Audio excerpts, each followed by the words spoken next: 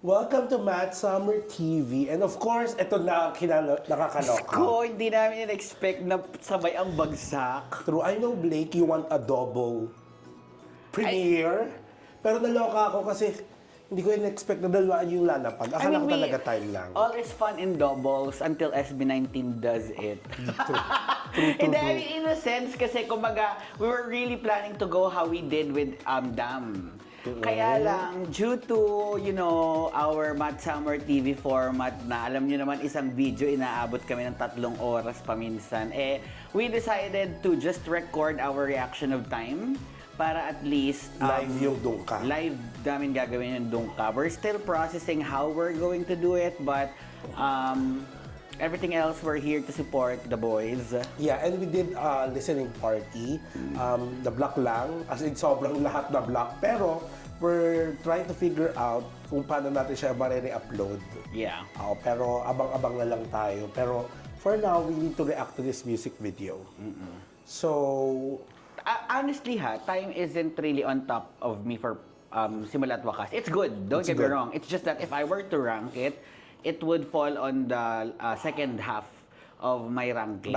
Kasi I would rank it as Quit, and then Dungka, and then Eitan Ball. Eitan Ball. Even Dam fell sa second half sa akin. True. Now that we've listened to Yeah, those. So yeah. again, this is all a process of like a process of marinating things. Kung talagang if it's going to be for you, it's for you. So now we're going to witness the music video of Time. yeah. I think this will be quick then. Okay, may English subtitle. Once he learned.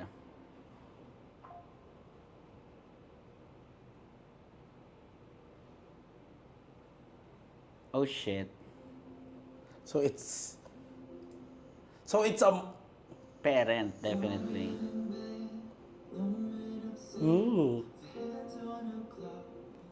Parang mommy to, ang dami din yan for you, ha? Pero this, parang, apparently, the setup was, or yung premise ng story is a mother and a daughter. I didn't see any father. And that's fine. Kasi parang, di ba? That doesn't necessarily have to be a figure na ano. Kumbaga, it's same with Mapa, di ba? Sabi ko nga initially, I didn't grow up with my parents. Yeah. But kumbaga, hindi naman natin dismiss the guardian kasi. So regardless kung ilan, kumbaga, it speaks volumes na rin. Yes, it comes in all form, whatever circumstance you have. Pwede ka magpakananay, magpakatatay, True. magpakamagulang. Pero yung rotten in bed, parang it gave me parang depression. Sometimes, parang, di ba, you're stuck in bed.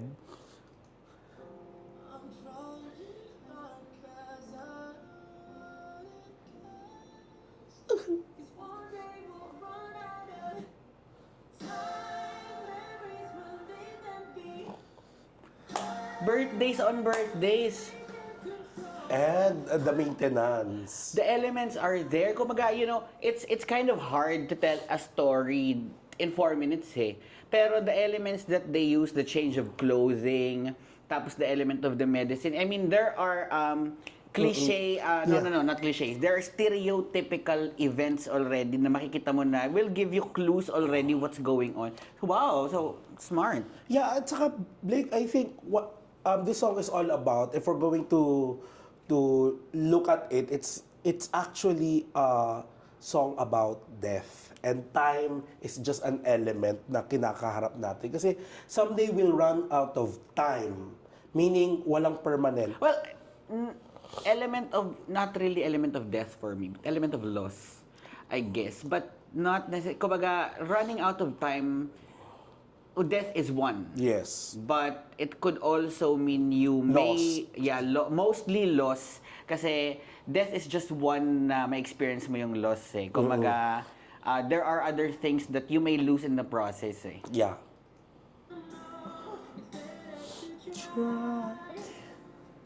They will run out of...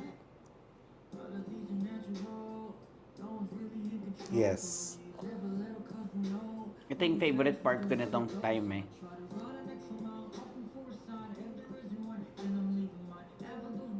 Ganda na boss si Pablo.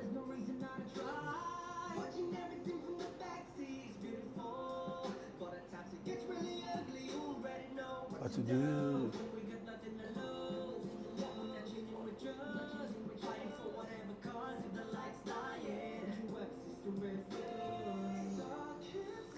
I never... Actually, ito yung isa sa mga pinakamahirap na part nung ibang, lalo na yung mga nurse, caregivers, and what, yung nag-aalaga sila ng ibang tao. Tao. Pero parang, in a sense, inaalagaan mo rin yung magulang mo. Pero, kumbaga, iba kasi, di ba ikaw nga sabi mo, di ba? Sabi ko, kailan ka umuwing Quezon? Yung last week, tapos ako, ano yun, nag-massage ka ng mama mo, magaling siya mag-massage, hindi, pero massage ng nanay yun eh. Oo, Yun yung, kumbaga, iba yung power. ibang touch ng nanay. You know what? Ito lang nakakaloko, Blake. If you come to realize many things, no, maliban sa may healing power yung nanay ko, na hindi ko maintindihan na Meron talaga. Meron talagang healing power ang mga nanay. Alam naman natin yung solusyon dun sa problem eh. Alam naman natin yung solusyon sometimes. Pero there's a never-ending thought na we know na yun ang mahalaga, pero hindi natin makuha. So, ganun ang buhay eh. Iba yung comfort pag magulang may nag-aalaga sa'yo eh. Yes, but tinatanong ng iba, bakit nandito ka sa Manila? Bakit nakikipagsapalaran ka? Eh, kasi nandito yung opportunity. True. Diba? We know the answer to our questions, pero meron ding kailangang i-give up. Meron kang dapat talagang parang i-sacrifice. Although you know the answers, you know kung ano yung magpapasaya sa'yo, but hindi mo siya makukuha talaga. Parang 18 si ate, may LSB oh. True. May ganon. Ano yung simula mo te, bakit may simula mo poster ka? Wala pa yan, te ah. Oo, ba't nakatanggap ka kaagad? Diba?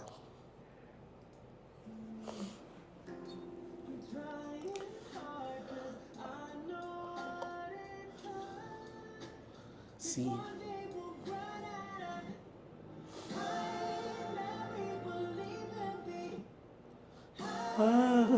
Tinuturuan siya.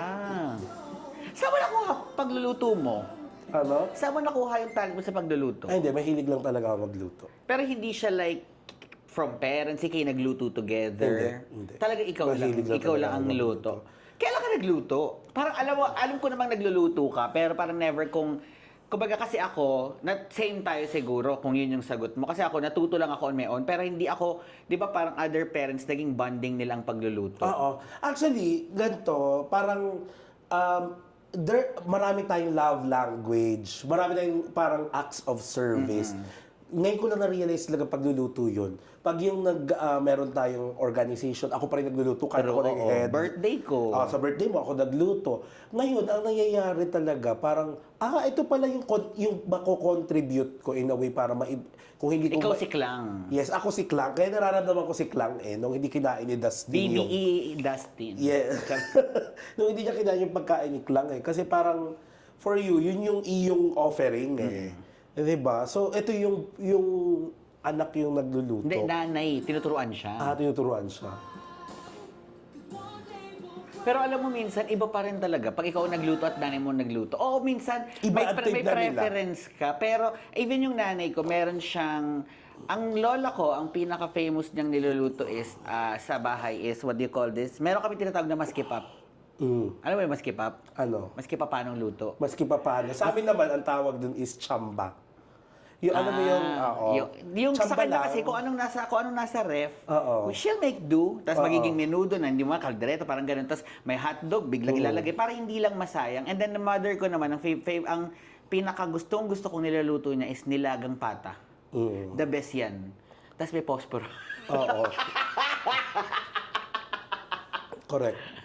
Pero alam mo, totoo to ha, sometimes kahit magkasama kayo sa isang bahay, magkasama kayo sa isang bahay, but hindi kayo makahanap ng time sa isa't isa. No, I'm still wondering if magkasama ba sila sa bahay or nasa ibang lugar ba tong si daughter?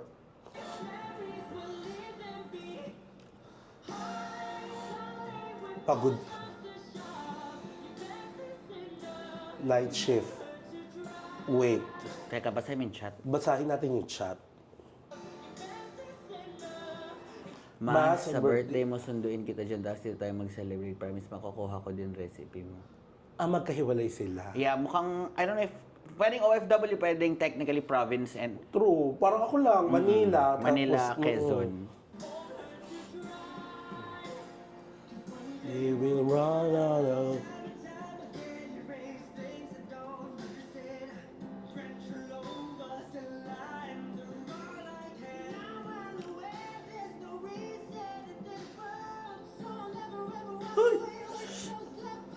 Actually, totoo. Alam mo, yung may ang daming series sa Korean, yung Reset, yung kuwari pagising mo, you're back in time, and then you have a second chance to redo things. But in life, wala tayong second chance. Wala. Once you lost a thing, hindi na mababalik yan. Yung time, hindi na babalik ang 2024.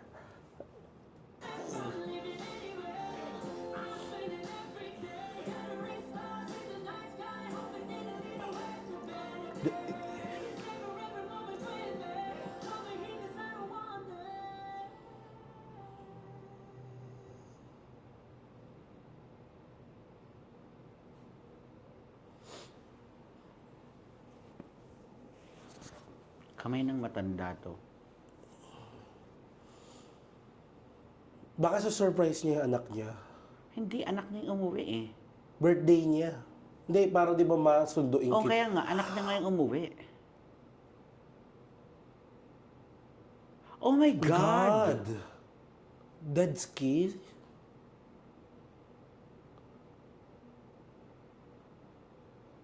Dinugo na ilong.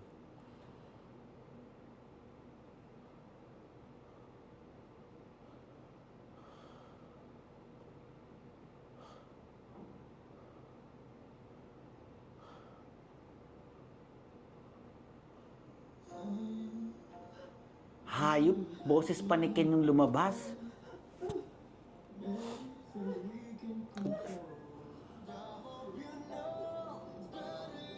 With the benefits that we can really Tara na. control.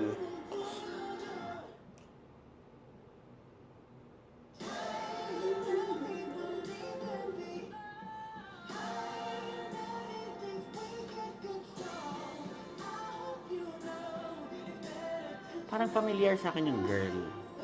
Oh my God.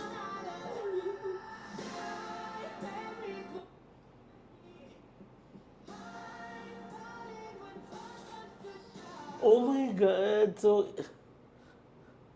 alam mo, Tuloy mo lang, te. hindi, pero I just realized na kaya pilit niyang inire-recreate yung cooking nung nanay niya kasi namimiss niya.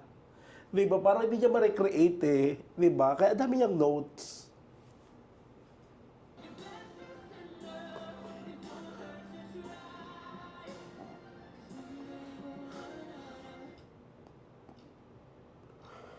Ano yun? Salamat. Naiyak ako.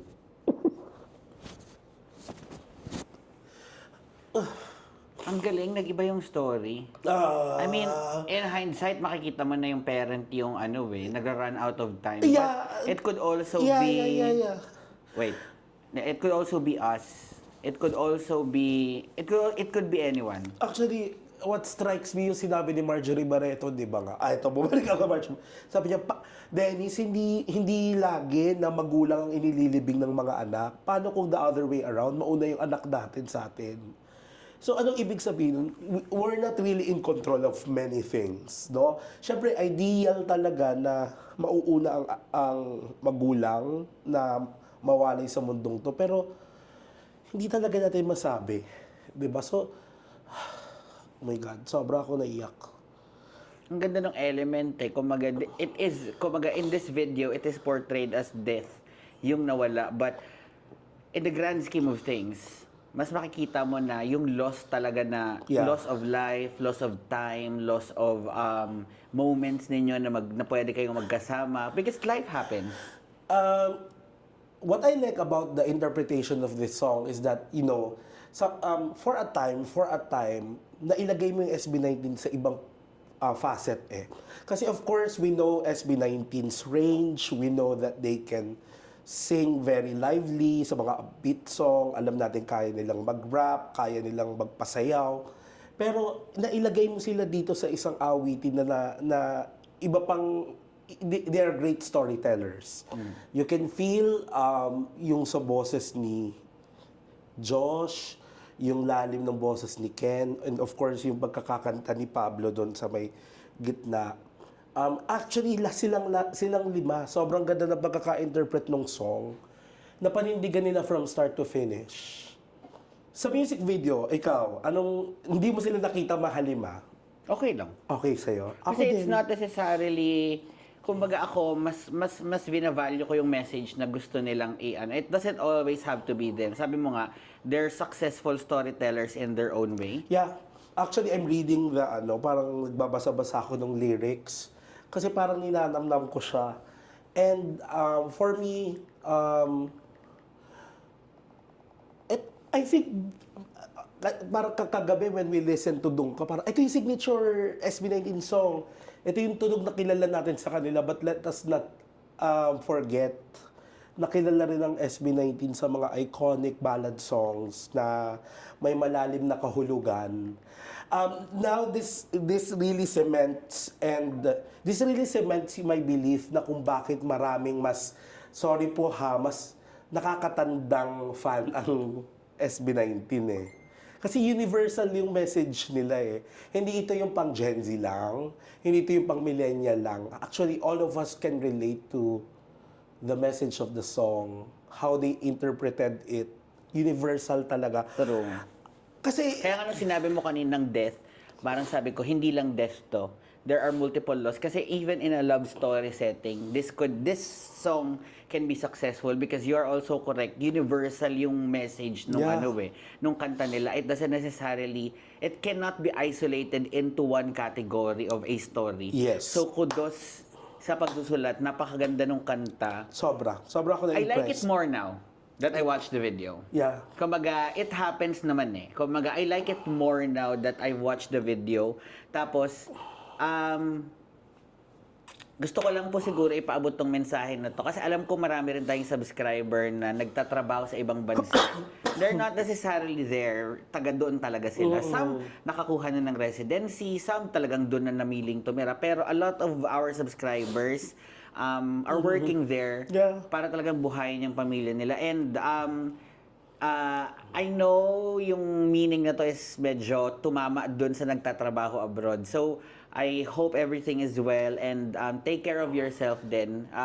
Actually, totoo. Bayani po kayo hindi lang ng pamilya ninyo but the country as well. Napakalaking bagay kumbaga, the Kung touch, sakripisyon nyo, hindi no, bata. the touch is for the family eh. Pero mas from a macro perspective, makikita mo nga na even sa ekonomiya natin, ang laki ng dulot nila. Tulong So nila. marami po, napakalaking bagay nung ginagawa ninyo. I know it's a tough decision. Kasi ako, I have never overcome that. Kasi parang tinanong lang, ba't di ka mag-abroad? Hindi ko kaya. Yeah. At saka Blake, ganito ha. Actually, hindi naman presensya lang ang yung physical touch lang ang way para maipadama mo yung pagmamahal mo. Actually, we have subscribers na nagko-comment, nababasa po namin yan na, if you go here, katulad sa Winnipeg, Canada, you can meet me here, you have a family here. Parang, alam mo yun, yung ganun pa nga lang, best eh. Parang, something Nafe-feel natin yung nafe-feel love mo, nila. yung love nyo. So, maraming salamat. And, grabe. Napakalaking bagay po ng ginagawa niyo for your family. And I know it's a difficult decision. Watching this, sana po ma-feel nyo na appreciated kayo. Hindi lang ng SB19, but namin din. Napakalaking bagay talaga ng ginagawa niyo. Yeah, and kudos dun sa dalawang actress, the mother and the daughter duo. True. It Pa- didn't need words. Hindi din, parang, ang message lang rin talaga is, time is life itself. Life itself. Lahat talaga nagtitik ang time. Lahat talaga walang permanent. So, I think that's really one lesson of the song. Diba? And the story is the life itself. Ganun Yeah. talaga. Ang galing nung dalawang actress. Impressed ako sa acting nila. Love na love po kayo ng Midsummer TV. So, kudos. Laban nyo lang po kung anong ginagawa nyo. Even, not just to OFWs, yung mga nagtatrabaho for the family. For the family. Yeah, so everyone. Congrats SB19. This is such a heartfelt song. Baka nakapag-Diyos ko, tumama na naman kayo sa mapa levels ninyo. Yes! This is an instant classic, and I know some of the graduation songs, the retreat songs. Huwag ko siya gamitin sa Hindi, feeling ko sa retreat to. Alam mo yung, and life is a Pwede retreat. Mga gano'n, tapos sasabihin ng teacher nyo, mga anak, tingin kayo sa likod nyo. Maybe Doon si mama ko. May mga gano'n. Very reality show, Drag Race ba to? Makeover Oo. chance. Anyway, so I guess that's it. Thank you very much for tuning in. We'll go live. Kung napanood nyo to before 11 p.m. today, we'll go live and we will be live reacting to Dung-dung We're ka. also excited. We've seen some pictures. Yeah. We're not gonna deny we're so excited. So there you go. See you later. Bye.